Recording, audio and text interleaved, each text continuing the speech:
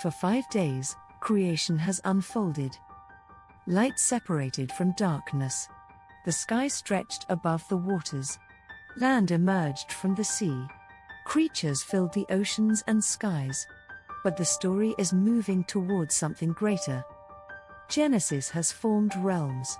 It has filled those realms with life. Yet something is still missing. The earth is alive, but it is not yet complete. Then the narrative changes. For the first time in creation, God pauses and speaks differently. Genesis 1:26 says, "Then God said, 'Let us make mankind in our image, in our likeness.'" Suddenly, the language shifts. Not "let there be," but "let us make." Who is us? This question has echoed through centuries. Some scholars see a divine council. Others see early hints of divine plurality. Later Christian theology connected with the Trinity. But Genesis itself simply records the words, "Let us make." Humanity is not just another creature. Humans are made in image. The Hebrew phrase is Tselem Elohim, image of God. In the ancient world, an image represented authority. Kings placed statues of themselves throughout their kingdoms. Those images declared who ruled the land. Genesis uses the same concept. Humanity becomes God's living representation on earth. Not divine, but reflective. Not gods, but image bearers.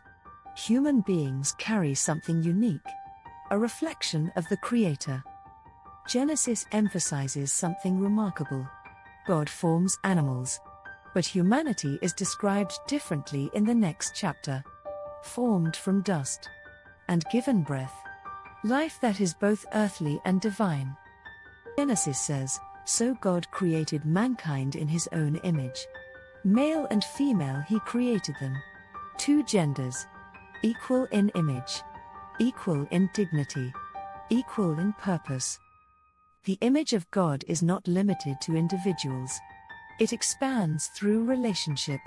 Human beings reflect God not only through existence, but through connection, community, creativity, responsibility. Genesis continues, "Fill the earth and subdue it." This is often misunderstood. It does not mean exploitation. It means stewardship, guardianship. Humanity is given responsibility over creation. The earth is entrusted to humanity. Animals roam.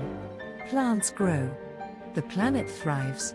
Humans are placed within creation. Not above it, but responsible for it.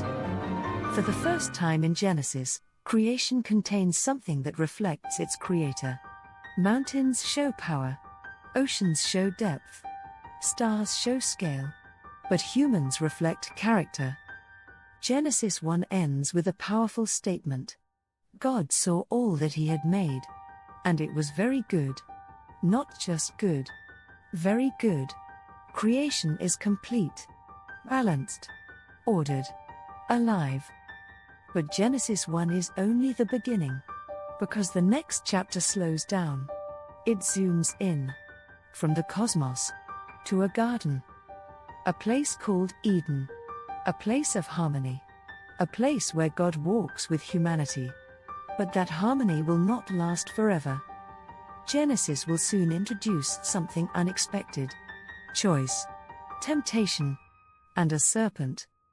Next episode. We enter the Garden of Eden. And the story of humanity truly begins.